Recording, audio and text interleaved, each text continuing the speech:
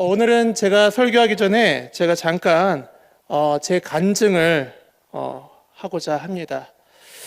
제가 초등학교 4학년 때 처음 목회자가 되기로 결단을 했습니다. 그리고 지금까지 단 한 번도 변하지 않고 지금까지 이 자리에 오게 되었죠. 근데 목회자가 왜 초등학교 4학년 때 도대체 그 나이가 뭐길래 그때 결단을 했느냐라고 물으신다고 한다면은 제가 그때 계기가 참 조심스럽긴 한데 그 교회를 다니다가 때로는 연약한 어른들 때문에 때로는 부족해 보였던 어른들의 성도님들의 모습을 보면서 제가 목회자가 되기로 결단을 했습니다. 사실 세상보다 더 부도덕하거나 세상보다 더 문제가 있었던 것은 아니고 때로는 세상과 다를 바 없이 때로는 표현하는 부분에 있어서 똑같이 죄를 저지르고 똑같이 행동하고 똑같이 비난하고 때로는 똑같이 욕을 하시는 그런 모습들을 보면서 어린 제 시절의 저한테는 굉장히 큰 상처가 됐던 것 같아요. 그래서 제가 제 눈으로 볼 때는 어떻게 예수님을 믿는 분들이 저런 모습을 가질 수 있을까라는 고민을 굉장히 많이 했습니다. 그래서 제가 그때 결심했던 게 무엇입니까? 하나님, 제가 한국교회를 변화시켜 보겠습니다. 제가 목회자가 되겠습니다. 네. 그래서 그 당시에 제 목표가 뭐였냐면은 여러분들 놀라지 마십시오. 대한예수교 장로회 총회장이었습니다. 총회장만 된다고 한다면 이 한국교회를 싹 갈아엎어버리라. 근데 제가 이 108회 총회를 치르면서 꿈을 포기했습니다. 이거는 아무나 감당하는 것이 아니구나. 근데 제가 이제 30여 년이 흐른 지금 제 자신을 돌이켜 보는데 그렇게 그 어린 시절에 비난했던 모습들이 제 안에 남아있는 모습들을 많이 보게 되더라고요. 제 연약함을 보게 되고 겉모양은 목회자라는 자리 때문에 신령해 보이고 대단한 것 같아 보이지만 여전히 죄성에 끌려다니고 때로는 세상 가운데 안주하고 싶어 보이는 제 모습을 바라보면서 참 왜 인간이라는 존재가 이렇게 연약한 존재인가라는 생각을 하게 되었습니다. 그래서 오늘 이 말씀은 특별히 종교개혁 기념 주간을 맞춰가지고 만든 건 아니지만 어린 시절 정말 눈물로 교회를 위해서 기도하면서 한국교회를 위해서 쓰임을 받고자 했던 제 어린 시절에 말씀에 빗대어서 자신에 대한 반성이자 그리고 여러분들에게 특별히 하나님께 더 가까이 나아가고자 하는 하나님께 더 가까이 나아갈 때 어떠한 은혜가 숨겨져 있는지를 간절히 또한 함께 누리기를 소망하는 그 마음 가운데 오늘의 이 말씀을 같이 나누면 좋겠습니다. 저희들이 말씀을 따라서 살아가지 못하는 이유들이 여러 가지가 있겠죠. 어떤 분들은 시간이 흐를수록 이 시대 가운데 흐르는 정말 더 거세지는 이 죄의 유혹 때문에 말씀대로 살아가지 못하는 분들도 있다고 이야기를 합니다. 또 어떤 분들은 아무리 살아가려고 노력을 해봐도 삶 가운데에서 밀려오는 이 고단함과 그리고 힘들고 지치는 이런 여러 가지의 상황들과 문제들 때문에 말씀대로 살아가고자 노력을 해도 발버둥을 쳐도 그러지 못할 때도 있다고 이야기를 합니다. 근데 또 한편으로는 제가 왜 우리가 말씀대로 살아가지 못할까라고 고민을 해보면은 때로는 우리가 이 행함에 대한 하나님 말씀대로 살아가는 것이 얼마나 중요한지에 대한 이것을 우리가 놓치며 간과히 여기기 때문에 그렇게 될 때가 많다는 것이죠. 제가 모태신앙으로 자라나면서 그리고 한 번도 교회 곁을 떠나지 않고 쭉 살아오면서 늘 귓가에 못이 박히도록 들었던 내용이 뭐냐면 바로 오직 믿음이에요. 오직 믿음. 오직 믿음, 오직 은혜, 이게 무엇입니까? 우리가 얻은 구원에는 조금도 우리의 공로나 우리의 행위가 틈탈 수 없다는 얘기예요. 순도 100%의 은혜로 말미암아 우리가 구원을 얻었다는 것이며 하나님의 전적인 은혜로 말미암아 우리가 하나님께로 나아갈 수 있다는 것이죠. 그렇기 때문에 우리가 은혜를 은혜라고 이야기할 수 있는 것은 우리가 공로가 전혀 없기 때문에 하나님께서 주신 이 구원의 은혜를 은혜라고 말할 수 있는 것이고 우리는 선물이라고 말할 수 있는 것이 우리의 노력이 조금이라도 들어간다고 한다면 그것은 내 노력의 결과이지 선물이 될 수가 없죠. 하지만 우리가 받은 이 구원은 우리는 선물이라고 얘기합니다. 하나님께서 전적으로 우리를 사랑하시기 때문에 베풀어 주신 것이죠. 그래서 이 이신칭이 믿음으로 말미암아 우리는 의롭다함을 받는다라는 이 은혜는 다른 종교에는 있을 수가 없어요. 그래서 그들이 말하는 구원과 우리가 말하는 구원이 같은 길이 될 수 없다는 정확하고 완벽한 구분점이 될 수 있다는 것이죠. 그런데 우리가 이 오직 믿음에 대해서 때로는 주장을 하는데, 우리가 이 오직 믿음의 이 가장 귀하고 가장 어떻게 보면은 아름다운 이 교리를 우리들이 때로는 오해하며 착각할 때가 있다는 거예요. 오직 믿음이라는 것은 우리의 행함에 대한 부분은 별개 문제요, 아무것도 안 해도 된다. 마치 우리의 삶에서는, 그리스도의 삶에서는 행함이라는 부분은 선택이요, 필수가 아닌 것으로 착각할 때가 있다는 것이죠. 혹시나 여러분들 그런 생각을 가지고 계시다고 한다면은 여러분들 이 자리에 계시면 굉장히 큰일 납니다. 이거는 사실 우리 교회가 그토록 싸우면서 쟁취한 구원파 박옥수 교리랑 똑같은 거거든요. 믿음과 행함의 분리. 우리의 진짜 믿음은 무엇이냐? 행함과 믿음이 분리될 수가 없는 믿음이 우리가 믿고 있는 믿음이라는 것이죠. 우리가 이 행함에 대한 오해를 왜 갖게 됐느냐? 곰곰이 생각해 보니까 우리가 착각하는, 때로는 우리의 무지 때문에 성경에서 충돌되어 보이는 구절이 있기 때문에 그래요. 예수님의 동생이자 그리고 예루살렘 교회의 초대 지도자였던 야고보가 있습니다. 그리고 이 야고보서는 신약 성경 중에서 가장 첫 번째로 쓰인 책이죠. 이 야고보가 뭐라고 이야기하느냐? 야고보서 2장 24절에 사람이 행함으로 의롭다 하심을 받고 믿음으로만은 아니니라.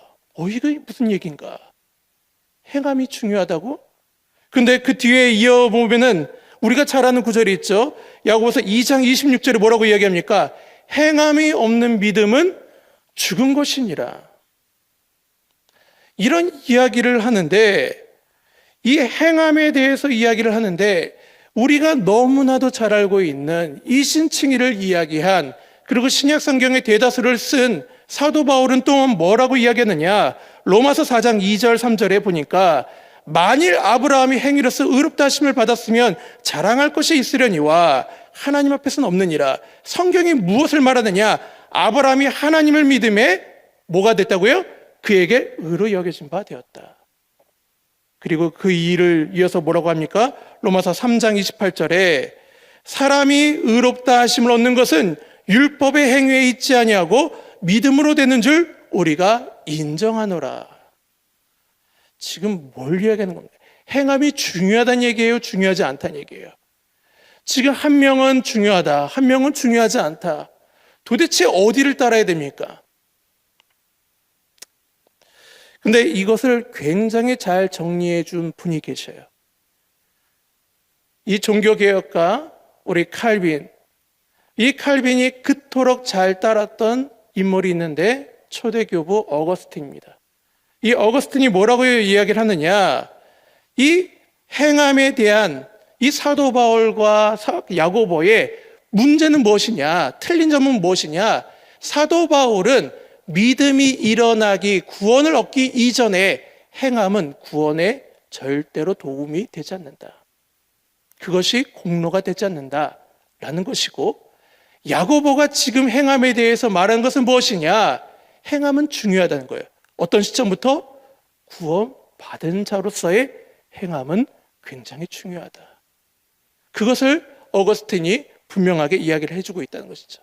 그래서 저는 이걸 조금 더 쉽게 한번 정리를 해봤습니다. 여러분들이 우리 믿음 밖에서의 행함, 믿음 밖에서의 행동, 선한 일, 이 모든 것은 하나님의 영광과 구원의 역사와는 상관이 없다는 것이에요. 과격한 말로 한다면 하나님은 관심이 없다는 거예요. 하지만 믿음을 가진 자로서의 행함, 이 행함은 구원과 연결이 돼 있어요. 구원과 연결이 돼요. 구원의 도구가 아니라 구원의 열매로, 구원의 확증으로 구원과 치밀하게 연결이 되어 있다는 것이죠. 그래서 하나님께서는 믿음만 우리에게 이야기하는 것이 아니라 믿는 자로서의 태도에 대해서 우리에게 지대한 관심을 가지고 요구하실 뿐만 아니라 우리에게 책임을 요구하고 계신다는 것이죠. 그래서 이것이 행함이라는 것이 우리가 구원을 얻기 위한 도구가 아니라 구원을 얻은 자로서의 하나님께서 관심을 가지고 있는 뿐만 아니라 우리가 지어야 할 태도의 모습이라는 것이죠.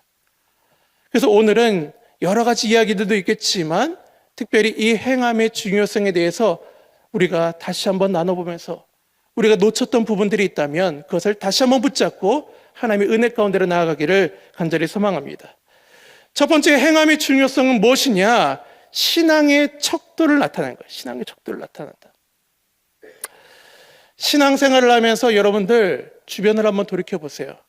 다른 사람들이 참 신앙을 가지고 있는지 거짓 신앙을 가지고 있는지 구별하기 쉽지 않을 때가 있습니다. 때로는 우리의 정치인들 이 선거 기간만 되면은 교회에 와가지고 자기를 홍보하면서 참 신앙인 것처럼, 참 그리스도인 것처럼 표현하는 것 얼마나 많습니까? 때로는 유명 연예인도 마찬가지죠. 때로는 간증 집회를 위해서, 여러 가지 홍보를 위해서 내가 그리스도인인 것을 드러내고자 할 때도 있다는 것이죠. 어떻게 우리가 그 속에서 참된 그리스도인을 찾을 수 있느냐? 남포교회 원로 목사님이신 박영선 목사님이 이렇게 정리를 하시더라고요. 겉으로는 명분을 다 가진 것처럼 하나 실제로는 속내는 악으로 가득한 거짓 신앙들을 구별할 수 있는 것은 뭐다? 열매다라는 거예요. 열매는 그가 무엇을 품고 있었는지를 드러낸다. 동일하게 우리가 오늘 읽은 마태복음 7장 16절 18절을 보면 이렇게 이야기합니다. 그들의 열매로 그들을 알지니 가시나무에서 포도를 또는 엉겅퀴에서 무화과를 따겠느냐. 이와 같이 좋은 나무마다 아름다운 열매를 맺고 못된 나무가 나쁜 열매를 맺나니 좋은 나무가 나쁜 열매를 맺을 수 없고 못된 나무가 아름다운 열매를 맺을 수 없느니라. 아닌데요? 저는 봤는데 굉장히 선한 척하면서 대단하게 자신의 행위를 나타내는 사람들을 봤는데요. 여러분들, 사람들 앞에서 좋은 척하는 거, 사람들 앞에서 대단한 척하는 거 척은 할 수 있어요. 척은 할 수 있어요. 그런데 한계가 있습니다. 여러분들, 꾸며낸 사람은 좋은 열매에 한계가 있다는 거예요. 내 것이 아닌 것을 자꾸만 맺어내야 돼요. 내 것이 아닌 것을 자꾸만 표현을 하려고 해야 돼요. 그 자체가 고통스러울까요? 고통스럽겠죠. 결국에는 이 고통을 감내하지 못하고 자기의 진짜 열매를 드러내기 시작해요. 좋은 열매를 맺어 나가는 척한 사람들은 일부분에서는 좋은 열매를 맺는 척하지만 뒤로 돌아서는 그 순간에는 뭐가 나타난다? 본인의 진짜 열매가 나타나기 시작한다는 것이죠.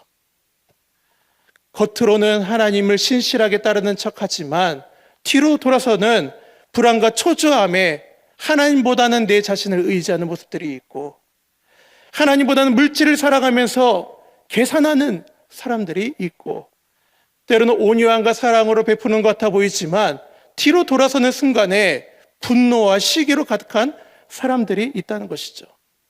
한두 번 열매는 맺을 수 있어요. 하지만 진짜 나무는 그 열매를 우리의 본 모습의 열매로 나타나게 만든다는 것이죠. 그래서 저는 여러분의 삶 가운데 이 말씀이 혹시나 우리 선한 양심 가운데 하나님이 주시는 말씀으로 받아들인다고 한다면 저는 가짜 열매로 포장되는 삶을 거둬내시기를 간절히 소망합니다. 우리의 삶에 정말 내 삶의 가짜 열매로 포장되어서 그것을 드러내고 있다면 참 포도나무에 접붙임되어 하나님의 은혜를 누리시기는 저와 여러분들이 되시기를 간절히 소망합니다. 그래서 우리의 행함은 뭘 나타낸다? 우리의 신앙의 척도를 나타낸다. 우리 자신을 한번 돌이켜보세요. 우리 자신을 한번 점검해보세요.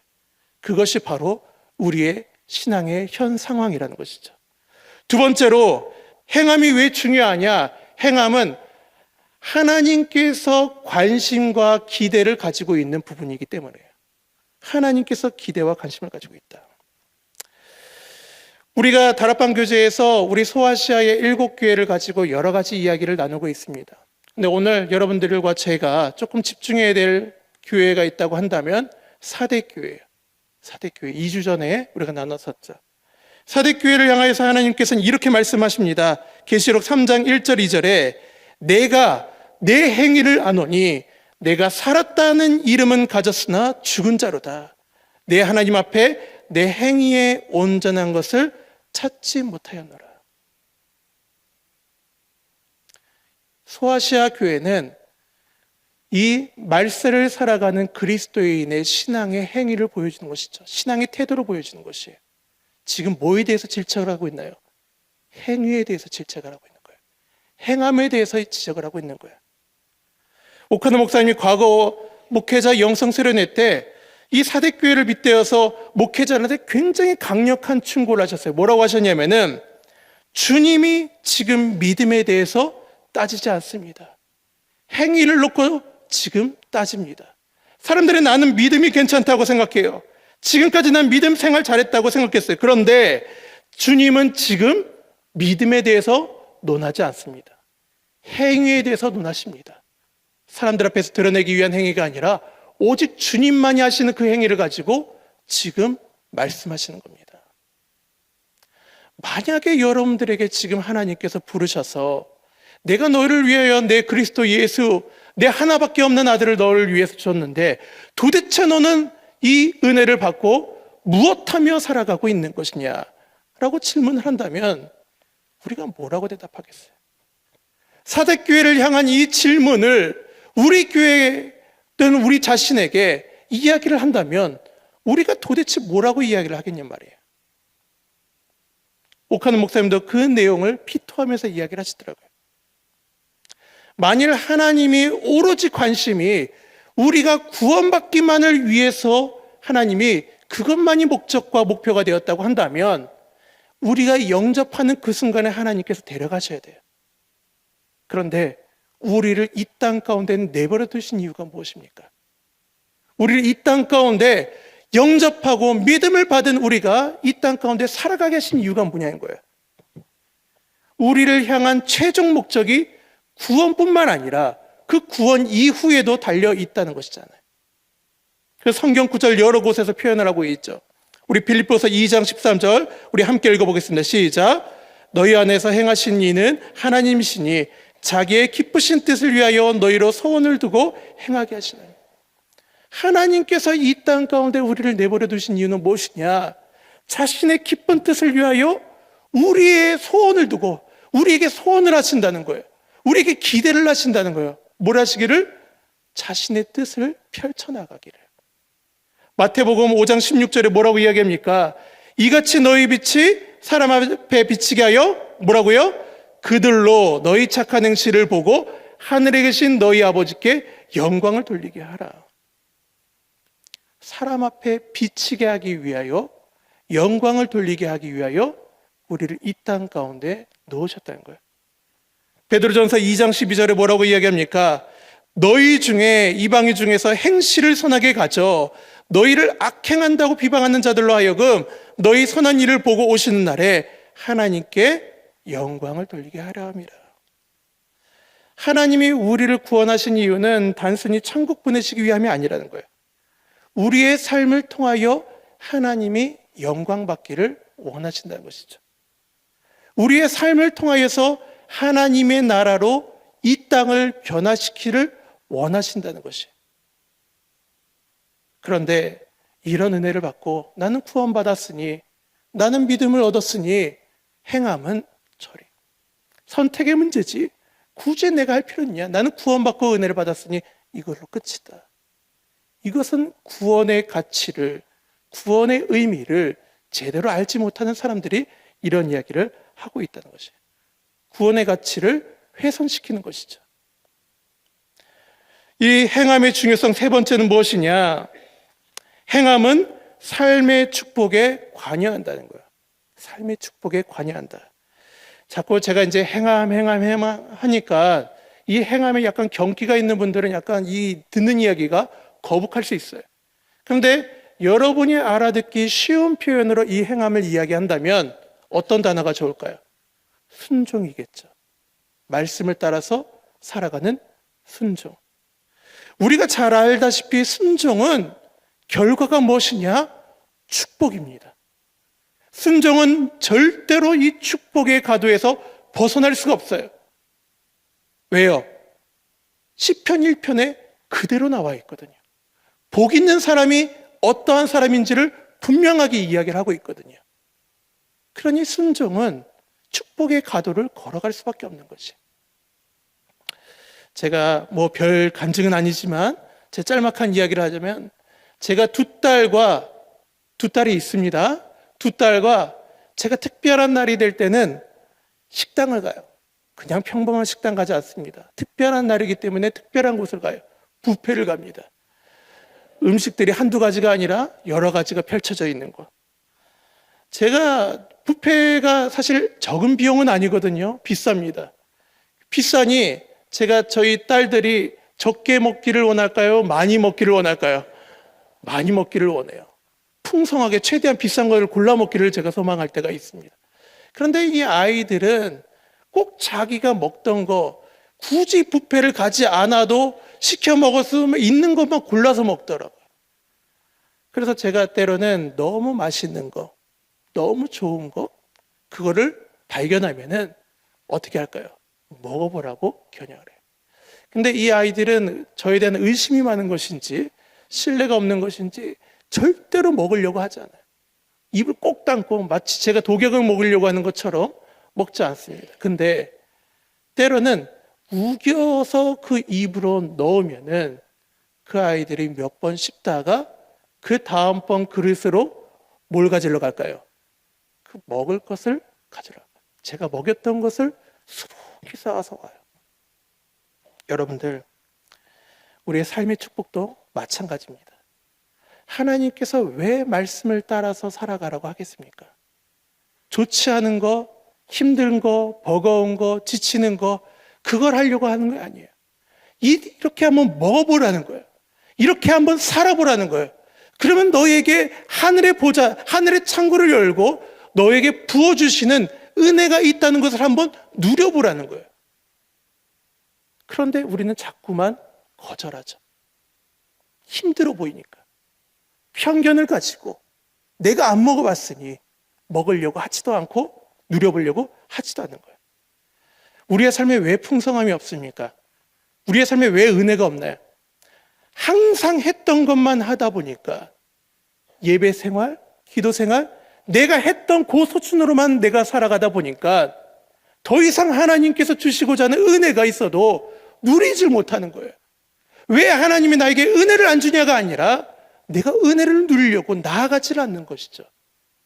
은혜를 누리기를 원한다고 한다면 은혜의 자리로 나아가야 돼요. 말씀에 따라서 순종함으로 나아가야 돼요. 그럴 때 우리의 삶에 간증거리가 넘치고 은혜가 폭포수와 같이 우리의 삶에 흐르는 것을 우리가 바라볼 수 있다는 것이죠. 그래서 은혜는, 이 행함은 은혜의 가속도를 붙여요. 이스라엘 백성들이 약속의 땅 몇 년 만에 들어갔습니까? 40년이에요. 그런데 순종만 했다고 한다면 며칠 만에 들어갈 수 있었죠? 열흘이에요. 우리가 이 원리와 이 진리를 깨닫는다고 한다면 우리의 삶에 백날 기도하면서 아무것도 행하지 않고 아무것도 변화를 요구하지 않고 살아가는 것이 아니라 하나님의 말씀을 믿고 우리의 발걸음을 내디딜 때 40년 만에 얻을 거를 우린 열흘 만에 얻을 줄 믿습니다. 그것을 믿고 여러분들이 따라가시기를 간절히 소망합니다. 오늘 말씀을 마무리하면서 여러분들과 제가 실천 방안 몇 가지만 나누고 말씀을 맺고자 합니다. 자, 첫 번째 실천 방안입니다. 우리 한번 따라해 보도록 할까요? 가장 불편한 일부터 먼저 알아. 가장 불편한 일부터 먼저 알아. 사단이 제일 두려워하는 것은 무엇이냐? 우리가 하나님과 가까이 하기를 원하는 거예요. 그러니 하나님과 가장 가까워질 수 있는 최적의 루트를 사단은 어떻게든 가로막습니다. 어떻게든 그 마음 가운데 두려움과 근심과 염려와 모든 상황들과 환경들을 가지고 그 최단 루트를 막아서 하나님께 어떻게든 가까이 나아가는 것을 막고 하나님께 가까이 나아가지 못하게 할 때가 있다는 것이죠. 그런데 여러분들, 그것을 이겨내고 맛본 사람들은 그것이 더 이상 두려움이 되지 않는다는 거예요. 여러분들, 무리를 걸어본 사람이 물이 두렵겠습니까? 물이 두렵지 않아요. 나는 무리를 걸을 수 있는 능력을, 무리를 극복할 수 있는 능력을 얻었는데 물이 왜 두렵겠습니까?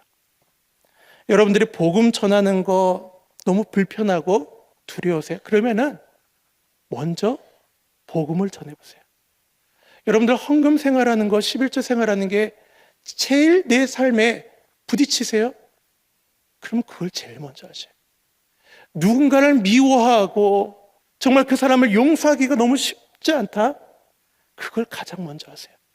그것이 하나님의 은혜를 누리는 최적의 루트입니다.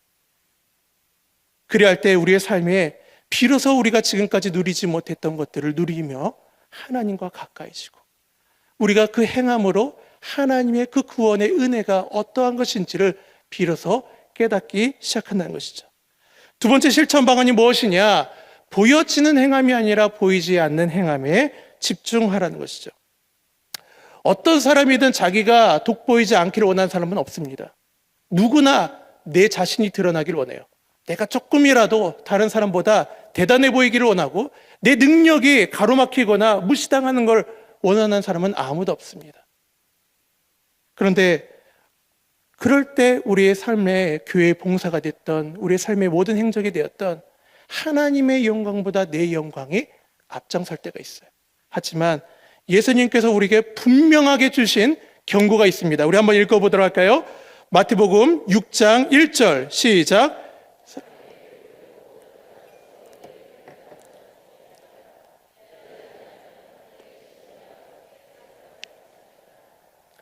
그거에 이어서 2절에 뭐라고 이야기하느냐? 2절을 보니까 뭐라고 해요?